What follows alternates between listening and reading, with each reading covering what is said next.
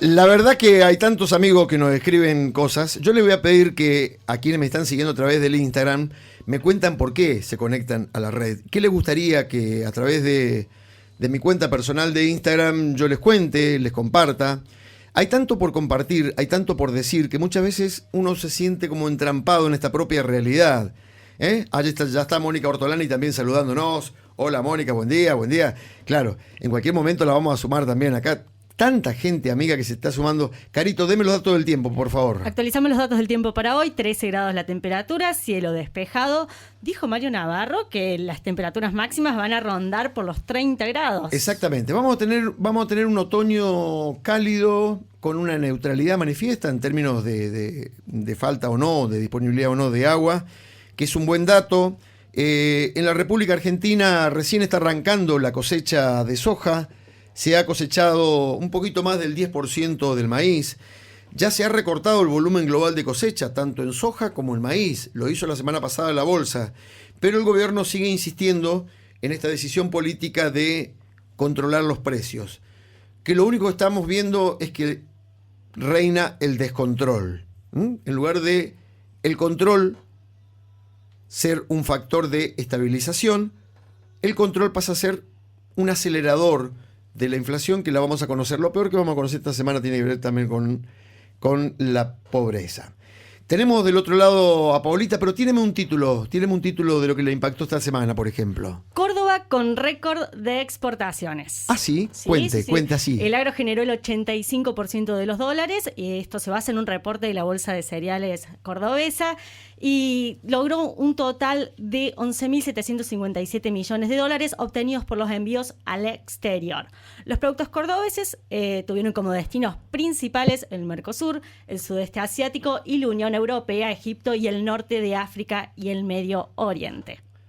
Bueno, la saludamos a Paola, si te parece. La saludamos a ella. Buen día, Pao. Buen día a todos, ¿cómo están? Muy bien, acá te saluda también Mariano Echegaray, que nos está acompañando en los estudios. Un gran saludo a Mariano. Hola Paola, ¿cómo andás? Che, saludemos también a Mónica Ortolani, que está del otro lado, ya atenta.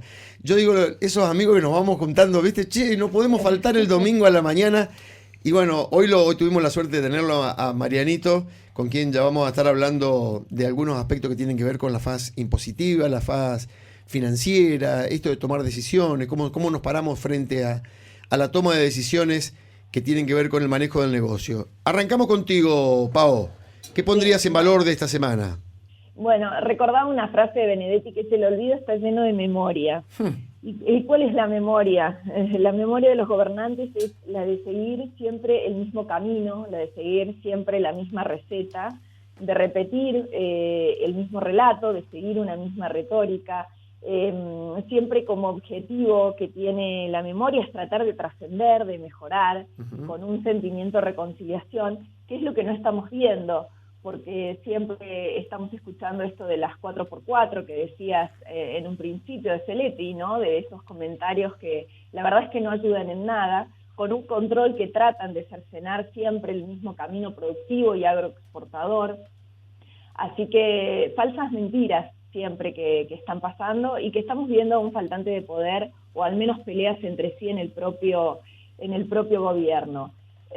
Yo me quedo incluso, Pau, con lo que decía, Sí. con lo que decía Gustavo Idígoras.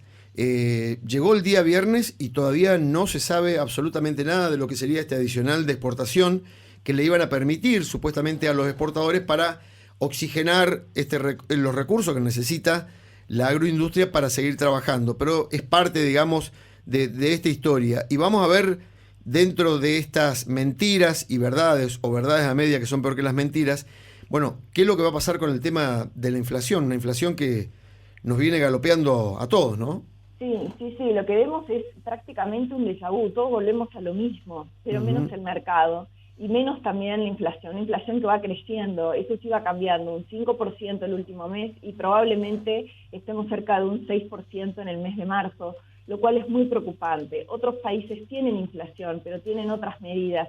La inflación anual de otros países europeos como Polonia, como España o el mismo Estados Unidos está teniendo una inflación anual la que nosotros tenemos en solo un mes.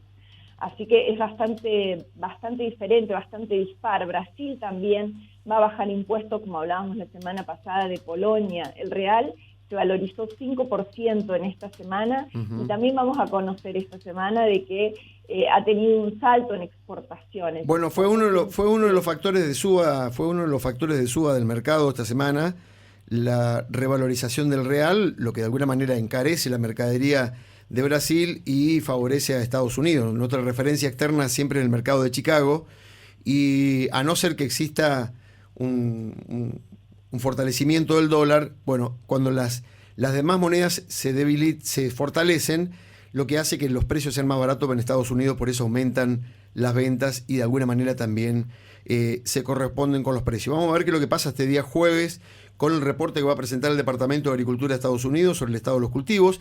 ¿Qué va a pasar con la siembra en Ucrania, Pao? Sí, Porque bueno, lo dijo el propio ministro de Agricultura, vamos a sembrar una cantidad muy por debajo de la que hemos podido realizar la campaña pasada. Por supuesto, no nos olvidemos que hay prácticamente una guerra totalmente convencional en este momento en Ucrania, por lo tanto no se va a sembrar. Si se siembra es muy poco, yo no creo que prácticamente se siembre, es decir, va a haber faltante de trigo. Por otro lado, Estados Unidos, por suerte, no ha cercionado el trabajo de Cargill, el cual puede cada tanto hacer algún envío a Rusia, o desde Rusia, sacar hacia otros países que demandan el trigo ruso, pero no hacia el trigo ucraniano, que no va a estar.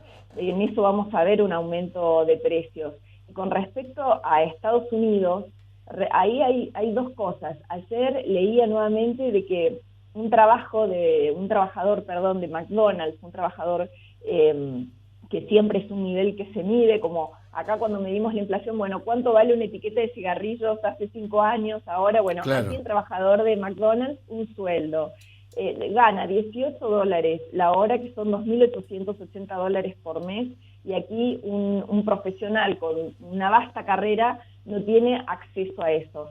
Y eso es lo que vamos a ver también con la inflación. Y a nivel internacional hay inflación también. Tiene que haber post-pandemia, tiene que haber guerra, y tiene que ver lo que está pasando como consecuencia, por ejemplo, en lo que es la urea, que va a afectar al campo, que eso ya lo veníamos hablando desde noviembre del año pasado. El aumento de determinados fertilizantes que ya venía... Pero vos fíjate, Pau, ahí quiero colar una noticia, la posición, por ejemplo, la diferencia entre Argentina y Brasil.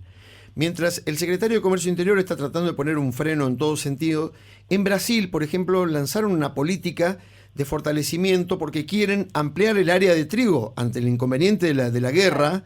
A nivel internacional van a sembrar más, pero lo que ha hecho el gobierno de Brasil, de la mano, lógicamente, de todas las cámaras empresarias y fabricantes de fertilizantes, es ver de qué manera consiguen ellos sus propios fertilizantes. Y me lo decía el domingo pasado Gustavo Hilaris aquí en los estudios, dice: en la República Argentina compramos fertilizantes elaborados por YPF que nos lo vende a precios internacionales. O sea, el desacople está solamente para el producto final que tiene el productor, pero los costos son a precios internacionales, que es el factor de costo que vamos a hablar ahora un poquito con Mariano también. Sí. Eso es verdad, pero tampoco podemos olvidar de que para hacer fertilizantes se necesitan dos insumos que no hay, que están relacionados con lo que tiene que ver el petróleo, que están relacionados con lo que tiene que ver el gas. Estamos teniendo un retroceso de 30 años a nivel mundial, estamos abriendo minas de carbón desde el año pasado en China, ahora en Alemania, entonces son insumos básicos para obtener esos fertilizantes. O sea, si bien los podemos producir en Argentina, pero necesitamos de eso. Ahora estamos importando, por ejemplo, gas para este invierno, que no va a haber. Claro. En algunos lugares que no tenemos para calefaccionar. Bueno, pero ya hay problema, está habiendo problemas ya en este momento para conseguir combustible. Me lo decía... No hay para la cosecha. No, exacto, pero me lo decía el día viernes. Yo estaba saliendo con Alfredo Leuco y me entra un mensaje de provincia de Buenos Aires. Me dice: ustedes los comunicadores se están olvidando lo que está pasando con el combustible. Nos están cargando lo mínimo. Y no necesitamos para salir a mover la mercadería. Sí. Entonces van a ser los dos factores de presión del propio kirchnerismo, de la cámpora, en lo que significa, vos fijate lo que ha hecho el ministro de Energía en la República Argentina, salir a pedir recursos para un gobierno que está dividido en la gestión, es decir, donde el poder está en una caja y la autoridad está en otro, es decir, quien tiene que dar la respuesta es el gobierno de Fernández y sus ministros, pero el poder está en la cámpora. Está dividido, y yo digo, estamos en el medio todos los argentinos, que es un poco lo que trataba de poner en foco en el arranque, con esta locura de la avaricia y la codicia, ¿no? Pero bueno, ojalá que no maten a la gallina los huevos de oro. Y me quedé también, Pau, me quedé con el otro apunte internacional que quiero que comentes un poquito, de lo de España. Vos fíjate que lo decíamos el domingo pasado, España ya ha pedido a la Unión Europea la posibilidad de importar maíz de Argentina.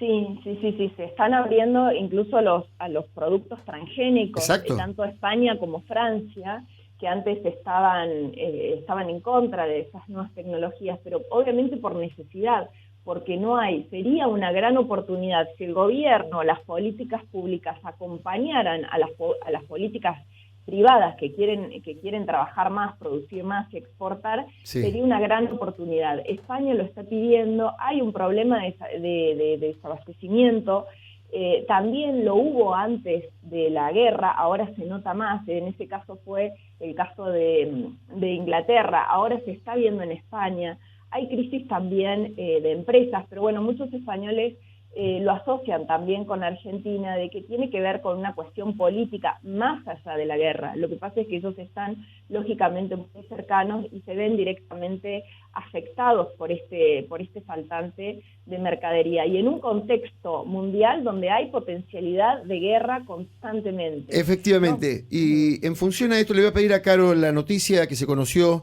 por parte del Ministerio. Ucrania, yo digo, un pueblo que está de alguna manera resistiendo una guerra, pero por otro lado un pueblo que ya comenzó con la siembra. Sí, si bien se espera una disminución en el área sembrada con cultivos de alto margen, girasol y maíz, se espera un aumento en el área sembrada con cultivos más simples en producción, pero importantes en lo que es términos de seguridad alimentaria, guisantes, cebada y avena. Bueno, para darle lugar a Marianito Echegaray, que ya lo tengo aquí en los estudios, ¿te quedó algún apunte a considerar, Pau? Lo que tenemos... ¿Hola? Sí, te escucho. Lo que tenemos que ver prácticamente es tratar de no mirar tanto el pasado y poder ver un futuro que está cambiándose constantemente, y la crisis de lo que es el gasoil, todo lo que tenga que ver del petróleo, del oil, es para seguirlo, está movido todas las semanas. Esta semana Estados Unidos le pidió a Arabia Saudita que provea de combustible a los países europeos y Estados Unidos. Si bien Estados Unidos puede proveer, porque tiene reservas y tiene dinero como para extraerlo, a diferencia de Argentina y su vaca muerta, y Arabia Saudita le dijo que sí, pero salvo con la condición de que haga caer ese acuerdo con Irán que había firmado Obama en su momento, porque también es otro potencial de guerra. Si bien es para energía atómica, no sabemos si solamente es para energía o para otros fines, lo cual también sería peligroso para el mundo. Así que el gran problema en este momento es el tema energético, más allá de la guerra, por supuesto.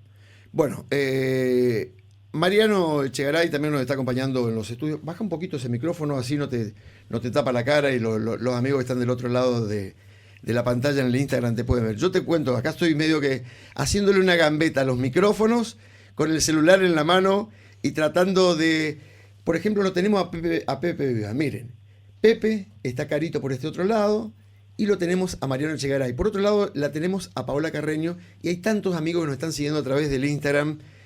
Pero esta semana se conoció el índice de presión tributaria sobre la renta agrícola. Qué impresionante, ¿no? Impresionante lo que nos tiene acostumbrado FADA con este informe trimestral de cuánto es la participación del Estado dentro de la renta agrícola, donde la verdad que los números ponen los pelos de punta.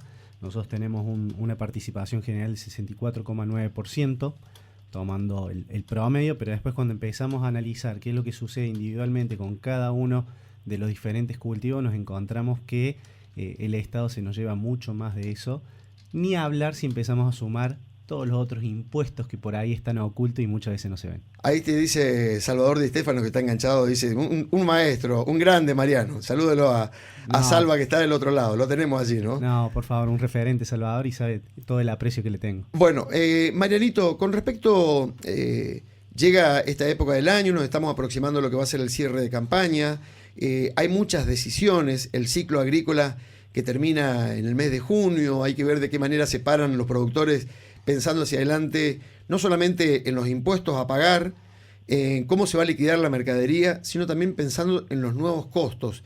Algo lo hablábamos recién respecto a lo que va a representar los insumos, pero en lo impositivo, por ejemplo. Por un lado se han actualizado los parámetros del monotributo. Sí. ¿Qué me dirías en términos generales allí? Mira, te lo voy a resumir. Todas las actualizaciones que hemos tenido tiene gusto a poco. Uh-huh. Y si nosotros hacemos un análisis impuesto por impuesto, en el monotributo se ha actualizado un 26% para lo que es el mes de enero, todas las escalas, pero ahí tenemos que hacer un análisis mucho más... tenemos que pensar qué pasó en el 2021. Claro. En el 2021 nosotros tuvimos un ajuste de un 35% inicial, con la famosa demora de aprobación del monotributo y todo lo que se generó después con el puente. En el segundo semestre tuvo una actualización, pero solamente uno de los parámetros del monotributo, que fueron los ingresos, con discriminación en las escalas, porque hubo escalas que se ajustaron un 26%, 27% o 32%, como ha sido la categoría C, y después tenemos escalas posteriores a la J con un 5%. Entonces, cuando vemos qué ha sucedido con el nivel de ingreso, la actualización del último año, nos encontramos que hay escalas que están por arriba de la actualización de la inflación y hay escalas que están por debajo. El problema es que el monotributo te varía según tres aspectos que hay que tener en cuenta. Por un lado, los ingresos, el precio de los productos y por el otro lado, lo que son los montos de los alquileres. Es muy difícil, yo creo que de alguna manera lograr un equilibrio ahí, ¿no? En cuanto a lo que significa ajuste, más que nada tomando en cuenta estas variables las que comentás. Sí. Porque tienen dinámicas de actualización diferentes. Lo que pasa, Gustavo, es que cuando nosotros no tenemos reconocimiento de la inflación, un régimen que era un régimen simplificado, que era para incorporar contribuyentes, para ampliar la pirámide de la cantidad de contribuyentes sobre la base de un sistema simplificado, se ha convertido en un sistema que no es para nada simplificado, que ha terminado comiéndoselo a la inflación, y nosotros cuando empezamos a ver qué sucedía hace 20 años atrás con la escala máxima del monotributo eran $144.000, hoy nosotros nos encontramos que el monotributo comparado hace 20 años, la escala de hace 20 años era 3 veces mayor a la que tenemos actualmente. Qué impresionante. Ha caído un 70% la escala de los monotributos. Entonces, si nosotros de esa misma forma nos pasamos a ganancia y decimos, bueno, los monotributistas tuvieron un problema, nos pasemos a ganancia y vemos qué sucede con la escala de ganancia.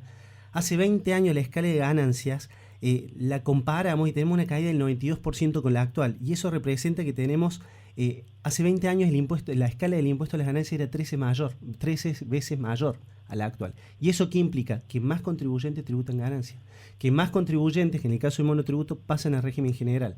Y si nosotros los vemos desde el punto de vista de los sueldos, nos encontramos que se han actualizado las escalas de ganancia, porque le pega a todos ganancia, y nos encontramos que para un autónomo con una familia, para no estar tributando el impuesto, tiene que tener ingresos inferiores a 85.000 pesos. ¿Y la canasta básica cuánto fue la de marzo? 84. Entonces nos encontramos con gente que está por arriba de la línea de la pobreza, pero automáticamente entra a tributar ganancias por rentas que no son ganancias, son consumos. Y ese es el problema, que terminás pagando impuestos por lo que consumís, no por lo que ganas. Y donde el consumo ya pagado tiene una carga de presión tributaria. O sea, la sobreimposición o la multiplicación de la imposición es tan grande al punto tal de que si yo digo, bueno, hoy de la renta agrícola el productor agropecuario está tributando o le está dando al Estado el 65% de lo que le queda en renta una vez que ya pagó todos los impuestos, no quiero imaginarme cuando ese productor pasa a ser consumidor y depende de la forma en la que está categorizado en el impuesto a la ganancia o frente al monotributo es lo que determina. Y después terminas pagando ganancias sobre lo que vos haces con tus ahorros, como en el caso de bienes personales. Y cuando volvés a comparar la escala de bienes personales, comparada hace 15 años atrás, 20 años atrás, nos encontramos que hace 20 años atrás teníamos el doble de escala que la que tenemos actualmente. Y si la comparamos en porcentaje, tenemos una caída del 44%. Mariano, ¿cómo hace equilibrio una empresa, un profesional, un empresario pequeño o mediano? ¿Cómo hace equilibrio para no caer de la formalidad y tener que terminar operando en el mercado negro, por ejemplo? Mira, tenemos un sistema tributario que empuja permanentemente hacia ese destino. Ahí está el problema. O sea, el derrotero final para sobrevivir es que tenés que caer en la informalidad. No tenés que caer en la informalidad. El tema es que cuando vos caes, te salís del sistema, es muy difícil volver a incorporarse porque los beneficios de estar afuera son muy grandes. Claro. Y cuando vos empezás a ver las sanciones de los que están afuera del sistema, no tenemos castigo para los que están afuera del sistema, y vemos todo lo que ha sucedido con grandes evasores, que ya todos lo conocemos y hemos escuchado las noticias, que después se terminan haciendo condonaciones, donde se terminan teniendo beneficio. Entonces, el mensaje es, el no pago no genera perjuicio. Ahora, vos tenés sectores que están totalmente controlados y que no existe alternativa para tener una alternativa de comercialización o de disposición de lo que es un negocio por fuera del marco de la ley. Y lo que nosotros tenemos que pensar es que las empresas tienen que trabajar en todas las herramientas que tienen a disposición y aprovechar cuáles son los beneficios fiscales para poder diferir o disminuir los impuestos. Muchas veces es difícil, lo que hay que hacer es una ingeniería y aprovechar al máximo no solamente la disminución de los posibles impuestos que podemos tener, sino aprovechar todos los créditos fiscales que están inmovilizados, que es una barbaridad. Bien, lo que te propongo después de la pausa, vamos a ir a una brevísima pausa, le voy a decir al operador, te propongo que después de la pausa hablemos un poquito de las empresas agrícolas. Y también hay tantos asalariados del otro lado que nos dé un punto de vista sobre los asalariados. ¿Te parece? ¿Cómo no, Gustavo? Pepe Vivas, en operación técnica. Amigo, todo suyo el aire de la radio, la 8:10 que está sonando como nunca. 8:18 de la mañana y ya volvemos.